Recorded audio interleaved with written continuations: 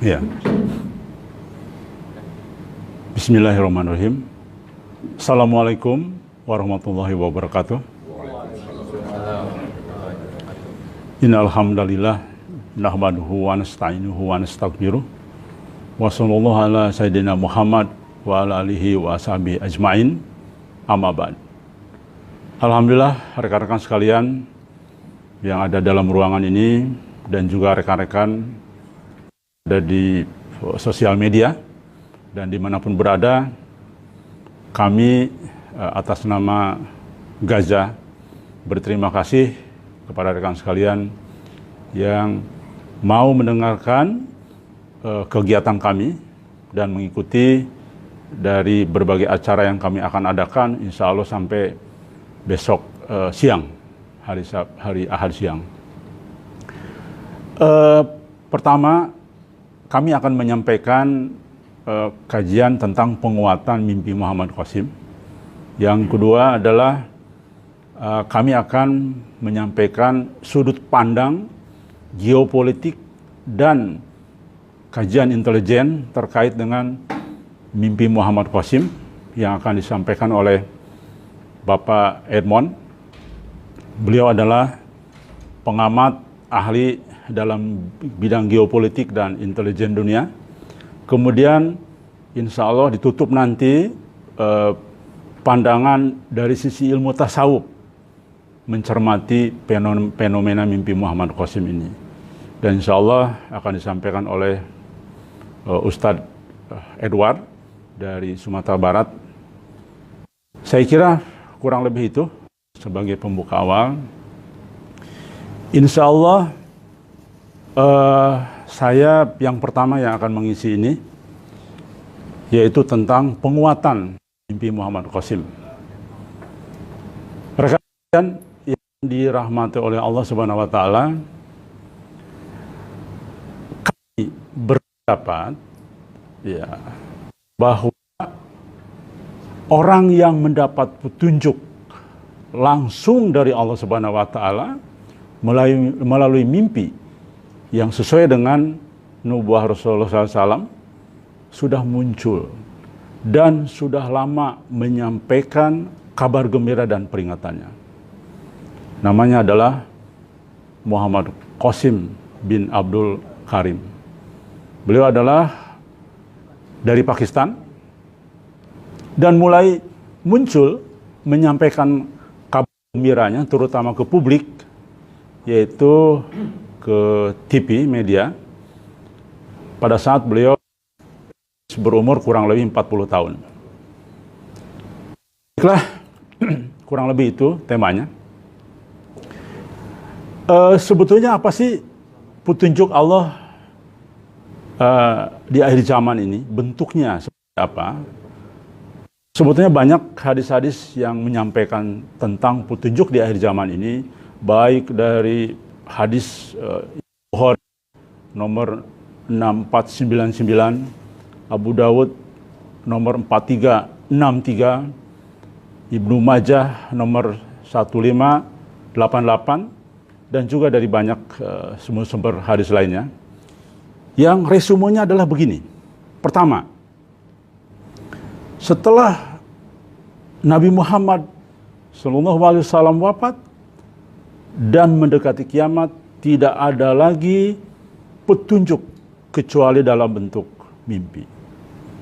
Itu kesimpulan pertama. Jadi tidak ada lagi petunjuk kecuali dalam bentuk mimpi.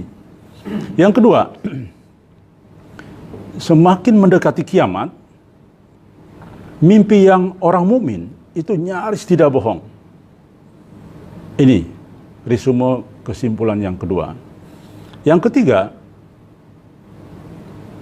mimpi seorang mukmin adalah satu bagian dari 40 bagian kenabian. Kemudian yang keempat, tidak tersisa lagi kabar kenabian kecuali mimpi yang benar, mimpi yang dilihat dan diperlihatkan oleh seorang hamba. Jadi sekali lagi, itulah petunjuk yang benar. Kemudian yang nomor 5, sesungguhnya tidak ada lagi yang tersisa setelah kematianku, kata Rasulullah, kecuali mimpi yang benar. Kemudian yang keenam, kesimpulan resume dari banyak hadis tadi, mimpi itu kan ada 3. Pertama, karena bisikan jiwa, karena teror dari setan, dan kabar baik dari Allah Subhanahu wa Ta'ala. Nah, jelas ya, artinya petunjuk di akhir zaman tidak ada lagi kecuali dalam bentuk mimpi. Sekarang persoalannya, apakah mimpi Muhammad Qasim itu adalah mimpi yang baik? Atau dari mimpi setan? Atau hanya sekedar bisikan jiwa? Kita coba akan kupas satu persatu. Ya. Begini.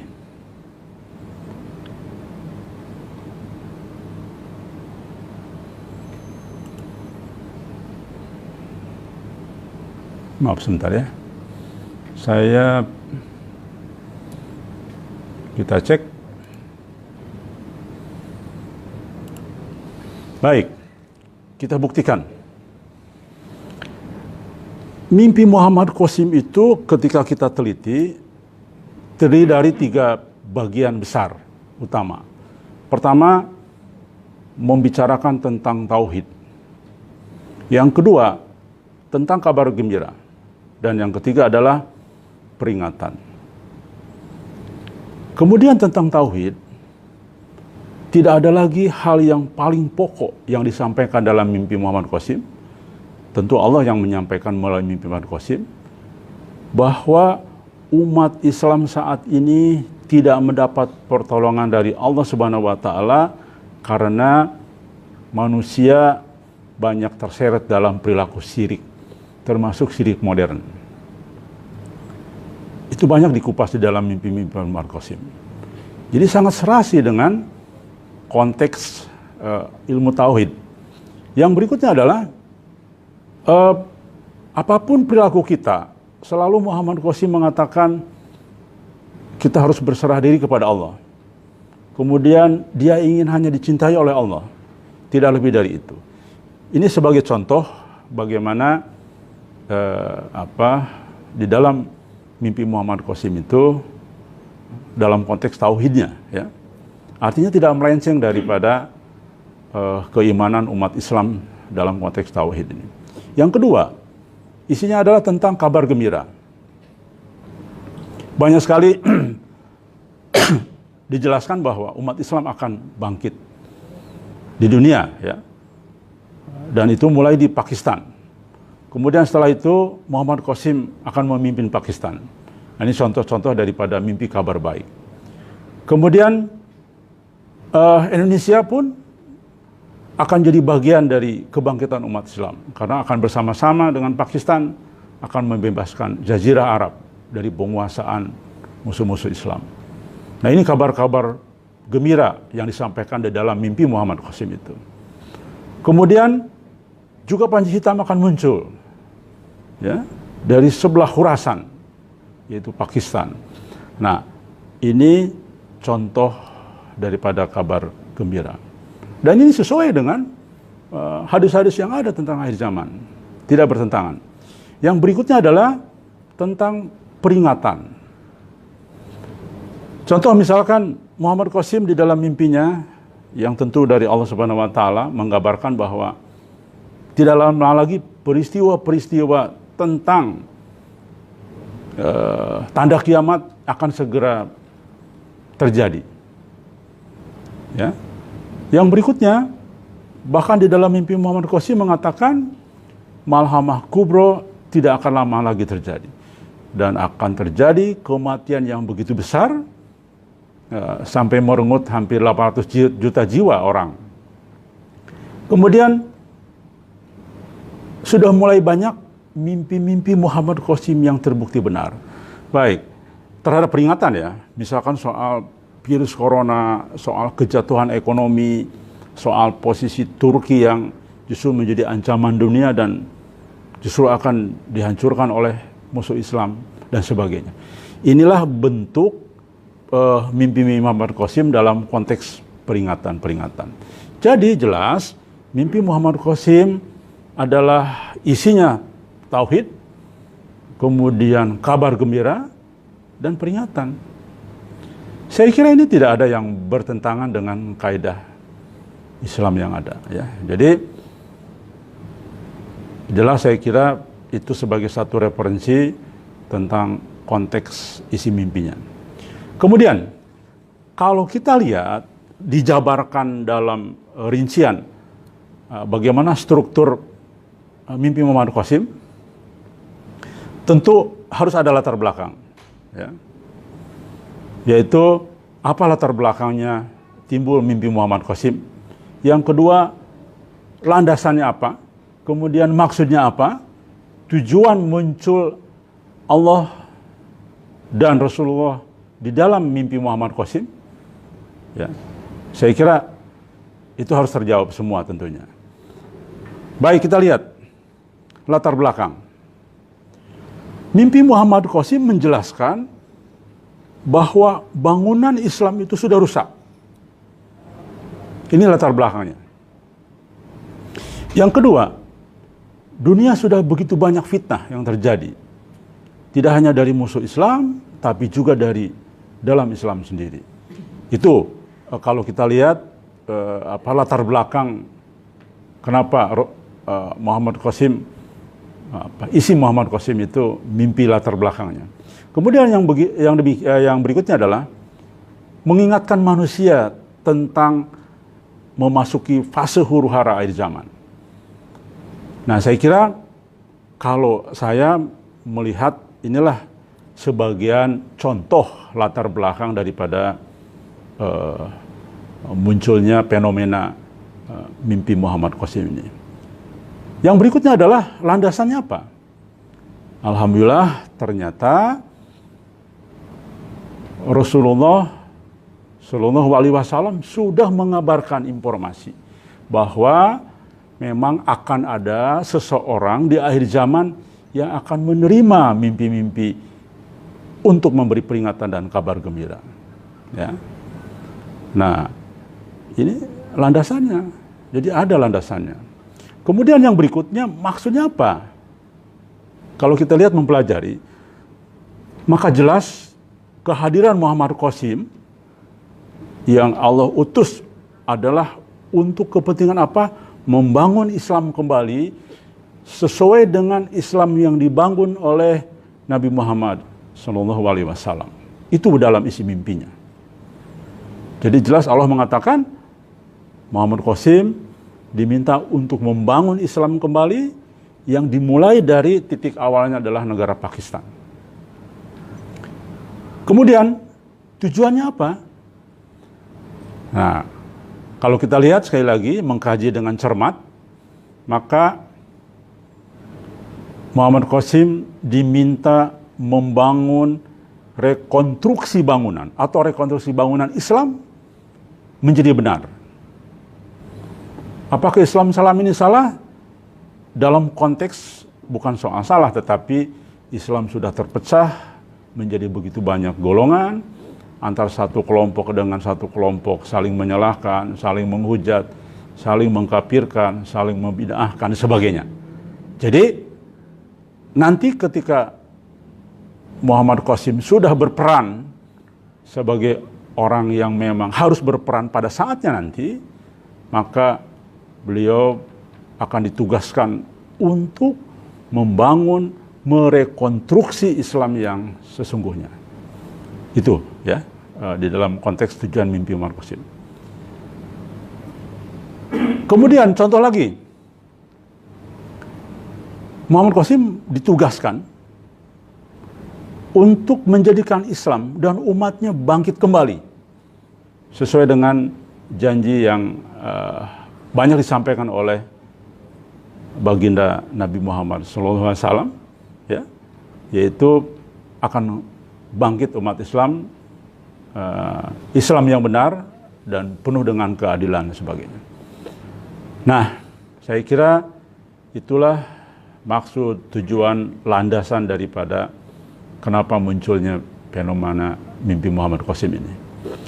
Yang berikutnya, kalau kita lihat isi daripada mimpi Muhammad Qasim, maka ini pun kita bisa lihat tahapan-tahapan yang harus dilalui oleh Muhammad Qasim sebelum beliau berperan dalam rangka merekonstruksi bangunan Islam yang sudah dianggap rusak tadi. Ya. Yang pertama, beliau diperintahkan oleh Allah untuk menyebarkan mimpi. Itu dulu. Jadi perintah-perintah yang Allah sampaikan di dalam mimpi Muhammad Qasim adalah sebarkan terus mimpi Muhammad Qasim. Bahkan ada kalimat Allah Subhanahu wa taala di dalam mimpi Muhammad Qasim agar umat di dunia tahu siapa sesungguhnya Muhammad Qasim. Nah, insya Allah bagi yang punya hati nurani, memiliki akal sehat, kemudian juga mau mencerna dengan baik, tidak berprasangka buruk, kemudian kita coba berprasangka baik dulu, mendalami dengan serius, insya Allah akan tahu siapa sebetulnya Muhammad Qasim. Nah, di dalam mimpinya itu dijelaskan agar umat tahu siapa Muhammad Qasim itu. Kemudian, tahap kedua, beliau mulai tampil di media TV. Jadi, yang tadinya sekedar dari sosial media, orang tidak tahu siapa Muhammad Qasim itu, mimpi apa, mukanya yang mana, wajah yang mana, tiba-tiba muncul di media TV, di mana media TV mengundang beliau untuk diwawancara, dan itu persis usia 40 tahun kurang lebihnya. Jadi Muhammad Qasim muncul ke publik, menyampaikan argumentasi-argumentasi mimpinya, persis kurang lebih usia 40 tahun. Ya. Kemudian tahap ketiga adalah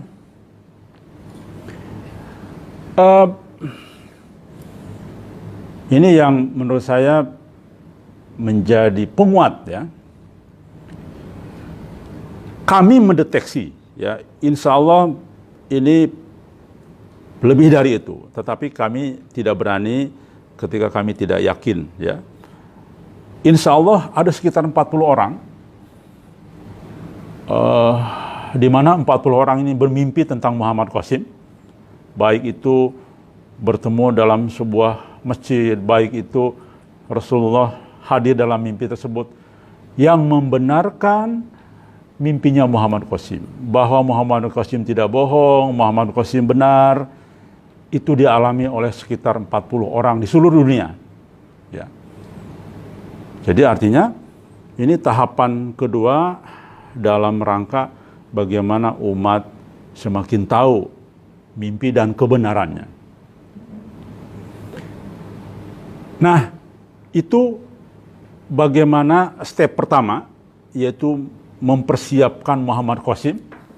Kalau kami mengistilahkan Muhammad Qasim sedang diislah secara bertahap, sama seperti Nabi Muhammad pada saat awal-awal kemunculan, wahyunya dalam bentuk mimpi, dan itu islah, mempersiapkan diri, ya, sebelum diangkat menjadi Rasul dan sebelum malaikat Jibril hadir dalam Gua Hira tersebut. Nah, Muhammad Qasim pun kalau kami lihat sekarang dalam posisi itu, diislah pelan-pelan dengan pengetahuan, kabar gembira dan peringatan untuk disampaikan kepada umat. Kemudian tahap kedua adalah Muhammad Qasim pada saatnya akan muncul menjadi pemimpin umat Islam, menjadi pemimpin di Pakistan, ya. Kalau kita lihat di dalam mimpinya itu, Pakistan ditakdirkan oleh Allah untuk menjadi titik awal kebangkitan umat Islam di dunia. Dan Muhammad Qasim diperintahkan untuk membangun Islam, percontohan Islam di Pakistan. Nah, ini fase kedua. Fase pertama tadi diislah dulu, kemudian Muhammad Qasim membuktikan kebenaran mimpinya dengan ketua tentara Pakistan akan menyerahkan kepemimpinan kepada Muhammad Qasim, karena terbukti isi mimpi Muhammad Qasim benar dalam membimbing Pakistan untuk selamat dari fasenya berhadapan dengan India nanti dan sebagainya. Baik, itu saya kira fase kedua nanti Muhammad Qasim. Fase ketiga adalah umat Islam mulai sadar bahwa Muhammad Qasim itulah yang ditunggu-tunggu oleh semua umat Islam di dunia. Jadi kesadaran umat Islam itu setelah terbukti Muhammad Qasim memimpin Pakistan dan membangun Islam sesuai dengan Islam yang dibangun oleh baginda Nabi Muhammad SAW. Ya. Baru umat Islam sadar, kemudian ramai-ramai hijrah ke Pakistan. Bahkan di dalam mimpi Muhammad Qasim dinyatakan banyak juga non-Muslim minta perlindungan kepada Muhammad Qasim di Pakistan. Dan Muhammad Qasim menerima. Karena memang Muhammad Qasim bukan hanya untuk umat Islam, tapi untuk semua umat manusia yang juga minta perlindungan. Ada di dalam mimpi Muhammad Qasim. Jadi orang non-Muslim pun datang ke Pakistan. Kenapa demikian? Pada saat yang bersamaan terjadi huru-hara peperangan di berbagai wilayah, ya. Kemudian Pakistan yang paling maju, kemudian menjadi negara adidaya, menjadi kekuatan baru Islam. Nah, maka orang berbondong-bondong datang ke Pakistan. Ya. Kemudian yang berikutnya, setelah berhasil membangun Islam di Pakistan, kemudian peradaban Islam di Pakistan, maka umat Islam meminta Muhammad Qasim memimpin umat Islam di dunia. Itu isinya mimpi. Jadi sebelum ada permintaan itu, Nabi Muhammad di dalam mimpi Muhammad Qasim memerintahkan Muhammad Qasim hijrah ke Madinah. Jadi setelah membangun percontohan Islam yang ideal di Pakistan, kemudian dalam mimpinya diminta hijrahlah ke Madinah. Setelah hijrah ke Madinah, Muhammad Qasim diminta ke Mekah untuk bersyukur kepada Allah Subhanahu wa taala. Itu kronologis tahapan dalam membangun percontohan Islam di dalam mimpi Muhammad Qasim tersebut. Baik, saya kira jelas ya tahapan yang saya sampaikan tadi. Jadi mempersiapkan mengislah Muhammad Qasim secara bertahap dengan mimpi-mimpinya, kemudian mencoba memulai membangkitkan Islam di Pakistan, dan kemudian kesadaran umat dan kebangkitan umat. Baik, kita lihat. Ada banyak pertanyaan ke saya pribadi maupun Messenger, WhatsApp maupun di Facebook ya secara Messenger. Apa sih poin-poin Muhammad Qasim kok dipercaya menjadi sosok orang yang Rasulullah janjikan, yaitu kehadiran seorang yang akan memberi petunjuk di akhir zaman, ya. Pertama, di dalam mimpi Muhammad Qasim dinyatakan sangat jelas, clear, bahwa kemunculanmu adalah satu dari tanda kiamat. Jelas. Yang kedua, bahkan Allah menegaskan, Allah menunda kiamatnya sebelum Muhammad Qasim menyelesaikan tugas-tugasnya yang diberikan oleh Allah Subhanahu wa taala. Jadi, ini poin penting bagi umat Islam, ya. Itu contoh pertama. Siapa Muhammad Qasim itu? Yang berikutnya,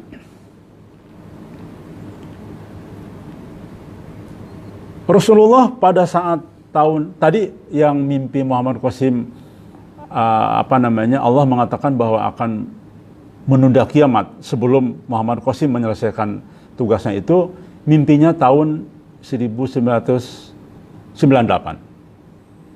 Kemudian yang kedua, sebagai contoh, tahun 2002 Nabi Muhammad Shallallahu Alaihi Wasallam memberikan informasi dalam mimpi Muhammad Qasim bahwa kehadiran Qasim nanti, ya, setelah berfungsi, ya, bumi akan tumbuh subur, harta melimpah, sehingga tidak ada lagi kemiskinan, keadilan akan ditegakkan.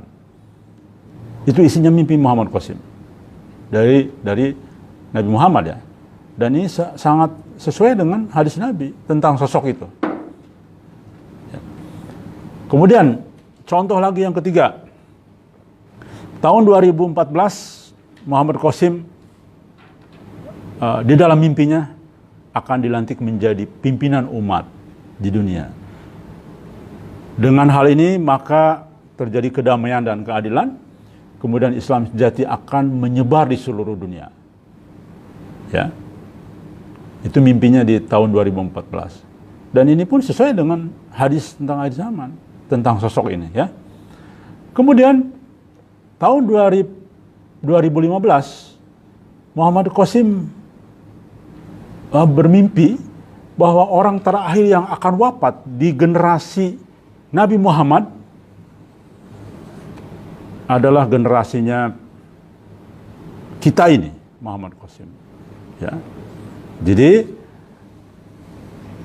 generasi Nabi Muhammad adalah yang terakhir sebelum diwafatkan secara serempak oleh angin lembut, adalah generasinya Muhammad Qasim. Berarti generasi kita. Dan ini sesuai dengan hadis tentang akhir zaman. Ya. Kemudian yang berikutnya, tahun 2015 Muhammad Qasim juga bermimpi, ya. Islam sebenarnya akan muncul dari sebelah Khurasan, dan pasukan Panji Hitam adalah ternyata tentara Pakistan. Ya. Jadi Panji Hitam itu akan muncul di Pakistan, di sebelah Khurasan. Kemudian tahun 2015 setelah Muhammad Qasim berhasil membangun, ini sebetulnya sudah disampaikan tadi, tapi ini bagian daripada isi mimpi yang perlu disampaikan, ditegaskan kembali. Jadi setelah selesai membangun Islam di Pakistan, percontohan Islam yang sebenarnya di Pakistan, maka Muhammad Qasim diminta hijrah ke Madinah. Setelah tinggal di Madinah beberapa saat, Muhammad Qasim diperintahkan untuk bersyukur di depan Ka'bah, ya, kepada Allah Subhanahu wa taala. Nah, kemudian yang berikutnya, demikian juga dalam mimpi Muhammad Qasim, bahwa pada saatnya nanti sebelum membangun Islam, percontohan Islam di Pakistan, beliau akan diangkat menjadi pimpinan tertinggi bagi pemerintahan Pakistan, bagi negara Pakistan. Ya, ini tentu sebetulnya cocok juga dengan hadis tentang kelompok orang muncul dari timur, kemudian juga bahwa ketua Panji Hitam akan melantik, ya, sebagai pimpinan mereka. Kemudian yang berikutnya adalah mimpi bahwa rakyat dan tentara Pakistan akan mengikuti panduan Muhammad Qasim untuk menjadi Pakistan basis awal pembangunan Islam yang sebenarnya. Oke, ada banyak pertanyaan. Saya coba bertanya kepada orang Pakistan, nggak ada yang kenal tuh Muhammad Qasim. Itu. Nggak ada yang orang percaya dengan Muhammad Qasim. Saya kira ini suatu hal yang tidak aneh.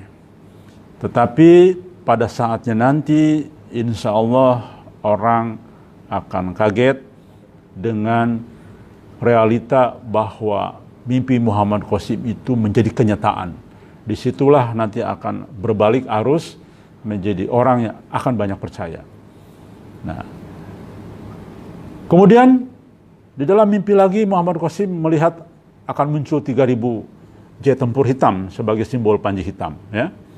Dan banyak lagi mimpi Muhammad Qasim, baik tentang perang Ghazwa Ihim, tentang perang suci melawan India, Ya, ini juga cocok dengan hadis tentang akhir zaman bahwa Rasulullah menyampaikan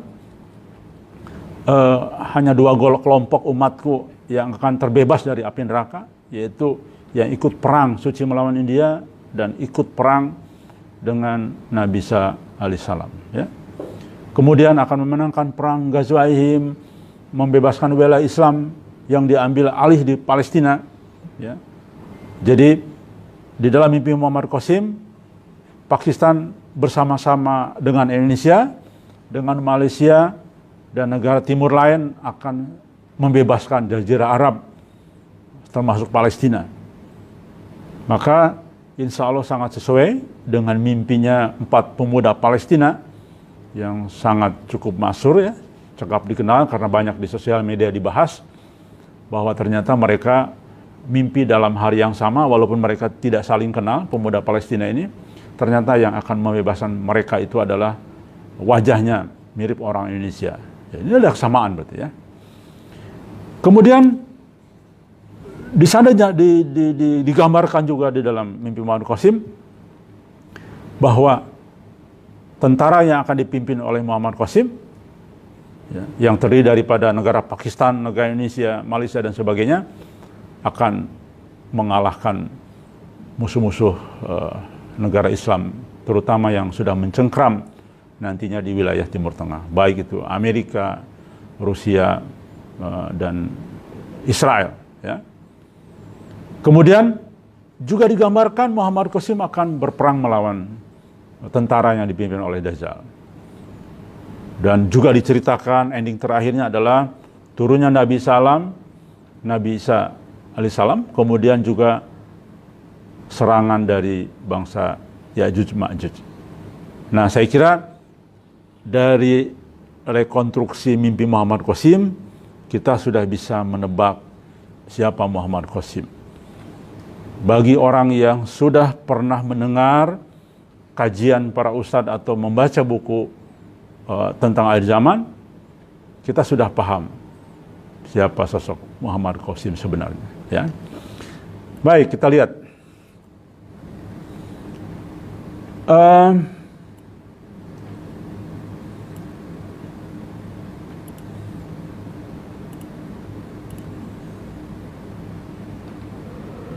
Yang berikutnya.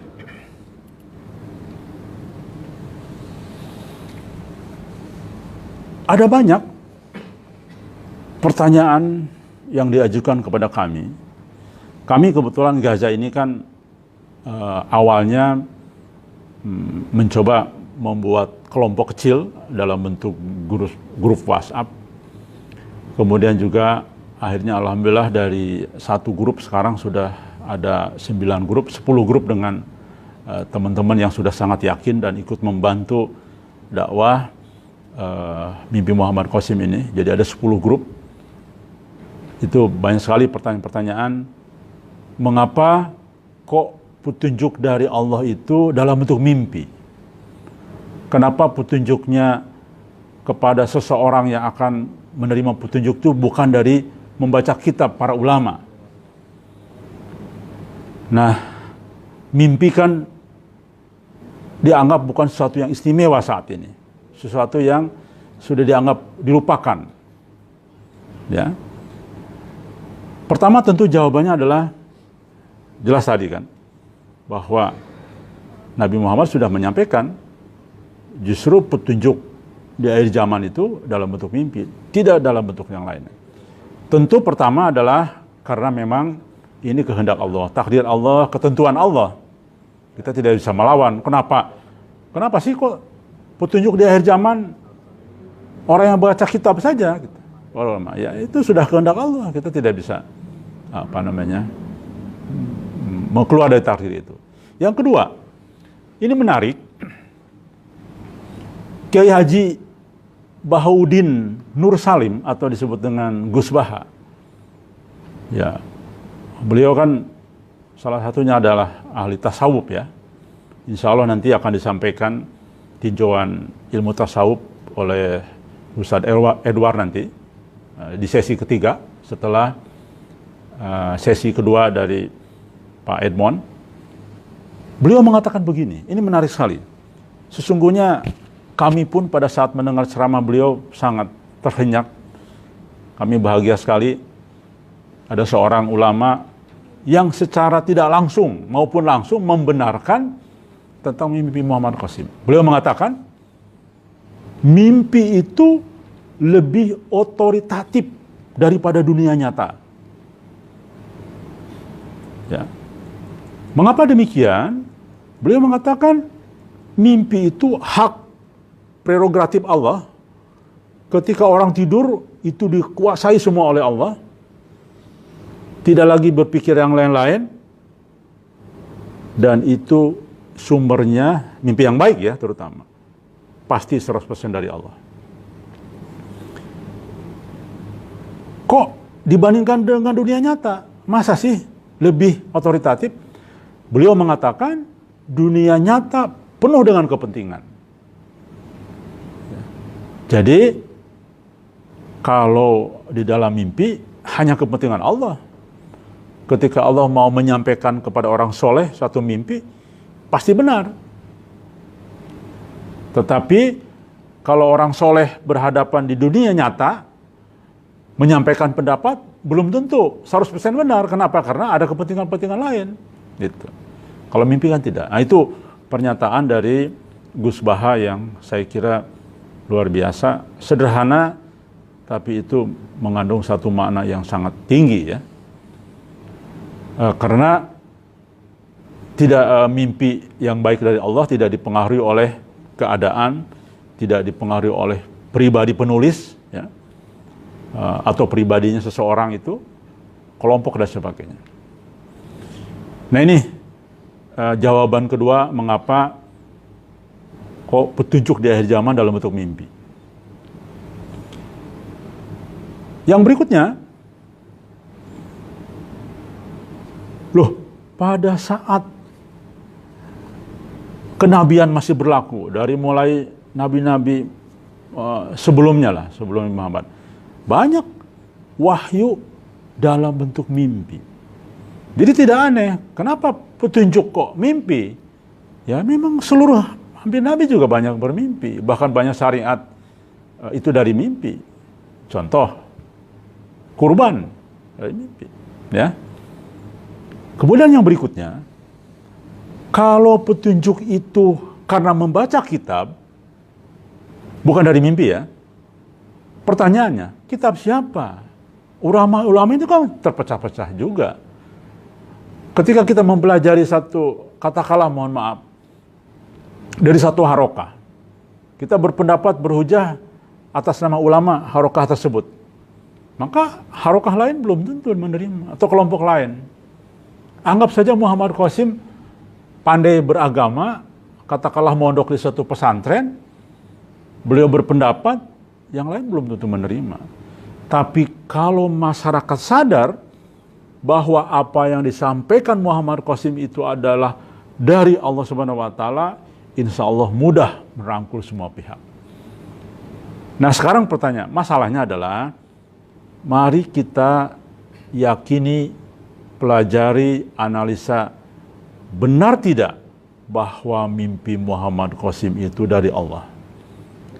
Yang lain sudah jelas kisi-kisinya ya, bahwa tadi petunjuk di akhir zaman dalam bentuk mimpi. Mimpi yang baik itu apa? Mimpi yang dari Allah Subhanahu wa taala. Sedangkan mimpi ada 3 tadi kan, setan, dari bisikan pribadi dan sebagainya. Silahkan, alhamdulillah kami sudah menguji. Pertama, Muhammad Qasim mimpinya mimpi yang baik. Kenapa mimpi baik? Sesuai dengan syariat Islam. Tidak ada mimpi yang aneh-aneh. Bahkan menyampaikan satu kabar-kabar yang kaitan dengan kebangkitan umat Islam dan sebagainya. Yang kedua, mimpinya benar. Dari mana kami tahu mimpi benar? Alhamdulillah terjadi apa yang disesuaikan dengan mimpi Muhammad Qasim. Jadi sudah banyak terbukti kebenarannya gitu. Jadi ini pasti dari Allah. Kami yakin 100% mimpi Muhammad Qasim itu sumbernya dari Allah Subhanahu wa taala. Karena tidak ada yang bertentangan dengan syariat Islam dan terbukti baik dan benar. Saya kira Itu poin terpenting yang ingin kami sampaikan di dalam kajian pendalaman mimpi Muhammad Qasim ini, ya. Insya Allah kami titik awal daripada keterbukaan menyampaikan mimpi Muhammad Qasim ini tentu nanti akan ada kajian yang berlanjut, ya. Namun sebelum ditutup, begitu banyak tuduhan kepada Muhammad Qasim yang tidak benar. Pertama, orang mengatakan Muhammad Qasim gila. Padahal jauh dari gila. Justru orang yang sangat jujur dan benar. Kenapa benar? Lihat isi mimpinya. Tidak ada yang bertentangan dengan kaidah Islam. Tidak ada yang bertentangan dengan hadis-hadis akhir zaman. Semuanya serasi dan sejalan. Muhammad Qasim sesat. Tadi sudah dijawab. Silakan buktikan kesesatan. Hampir tidak ada kesesatan isi mimpi Muhammad Qasim. Muhammad Qasim bohong karena mengaku sebagai Al-Mahdi. Itu juga bohong, tidak benar. Kenapa? Karena Muhammad Qasim tidak pernah mengakui sebagai Al-Mahdi. Ya. Bahwa kami sebagai orang yang sudah percaya dengan Muhammad Qasim, mempercayai Muhammad Qasim calon Al-Mahdi, sah-sah saja.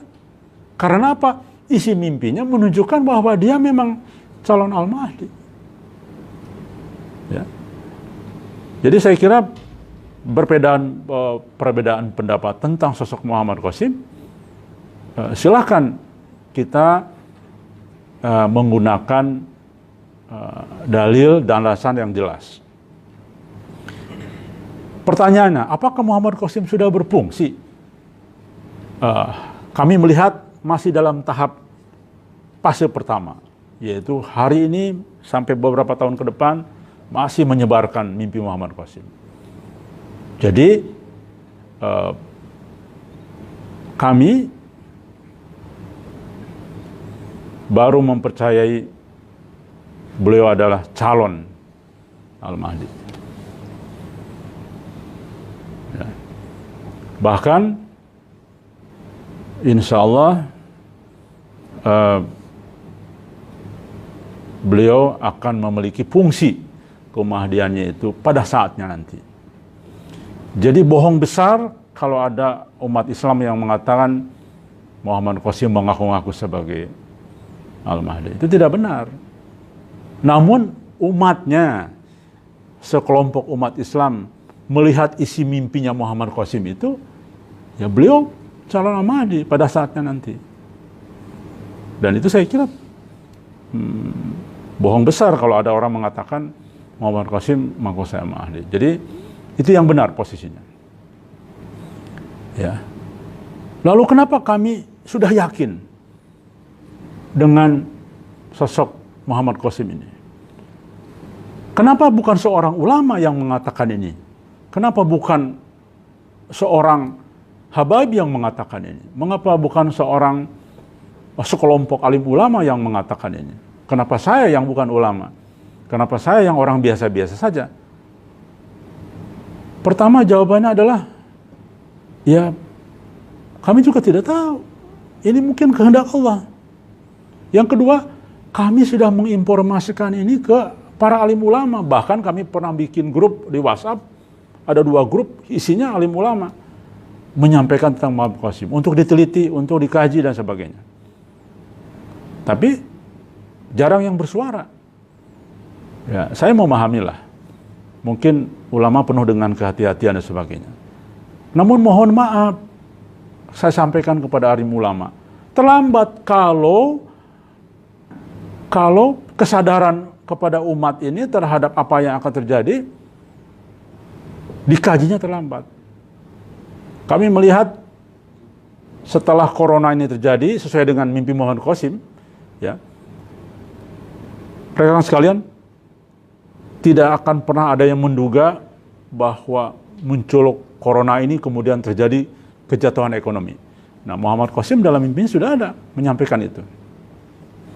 Dan ini akan berlanjut dengan berbagai peristiwa musibah ke depan untuk menekan umat Islam dan juga menekan umat di berbagai dunia. Nah, kalau sekarang informasi ini tidak disampaikan dari sekarang, sudah terlambat. Ya. Nah, kami berinisiatif, marilah kami minta kepada alim ulama dan berbagai pihak, mari sama-sama mengkaji mimpi Muhammad Qasim. Ya. Kami ingin memaksa. Dengan kami muncul mengatakan ini, kami ingin memaksa semua pihak untuk mengkaji, bukan untuk mempercayai. Biarlah sementara kami yang mempercayai tentang mimpi Muhammad Qasim dan sosok Muhammad Qasim. Karena memang Allah sudah memerintahkan kepada Muhammad Qasim, sampaikan isi Muhammad Qasim supaya umat tahu siapa sebenarnya Muhammad Qasim. Kalau kita teliti tadi sudah jelas. Isi mimpinya menyatakan dia memang orang yang mendapat petunjuk. Baik, jadi kesimpulannya adalah itu. Tujuan kami menyampaikan itu, ya, tidak ada lain adalah agar alim ulama di seluruh Indonesia, di seluruh Nusantara, tolong seriuslah mengkaji mimpi Muhammad Qasim. Meneliti mimpi Muhammad Qasim. Jangan mengabaikan. Kalau terus diabaikan, kami akan terus bicara. Walaupun kami dianggap sesat, walaupun kami diabaikan, walaupun kami dicaci maki. Ya. Nah, keyakinan terbulat yang terutama saya terima adalah kehadiran Nabi Muhammad SAW kepada orang lain, ya, hampir kepada 40 orang itu. Dan menurut saya kehadiran Rasulullah di dalam mimpi begitu orang banyak itu adalah hal yang bukan main-main. Ya, jadi Muhammad Qasim dikonfirmasi oleh kehadiran Rasulullah dalam mimpi yang lain. Saya kira kurang lebih seperti itu di dalam tahapan awal kami menyampaikan. Insya Allah kami akan menyampaikan informasi ini lebih detail, lebih rinci. Ini sebagai permulaan awal untuk memancing teman-teman yang belum percaya dengan Muhammad Qasim untuk silakan mengkaji. Bahkan kami sudah lama meminta alim ulama untuk mengkaji. Coba mengcounter, kalau Muhammad Qasim itu sesat, salah, tolong keluarkan buku atau hujah yang mengatakan Muhammad Qasim itu sesat. Sampai hari ini sudah hampir setahun kami menghubungi alim ulama, belum ada yang menjawab. Demikian saya kira. Terima kasih atas rekan-rekan sekalian yang hadir dalam ruangan ini. Ada yang dari Sumatera Barat, ada yang dari Bandung, ada dari berbagai daerah. Walaupun memang kami batasi kehadiran ini karena hotel meminta hanya maksimal 20 orang yang hadir, maka kita batasi. Yang penting adalah visualisasi dalam bentuk live streamingnya yang mungkin perlu tujuan utama kami supaya didengar oleh banyak pihak. Saya kira demikian. Wassalamualaikum warahmatullahi wabarakatuh.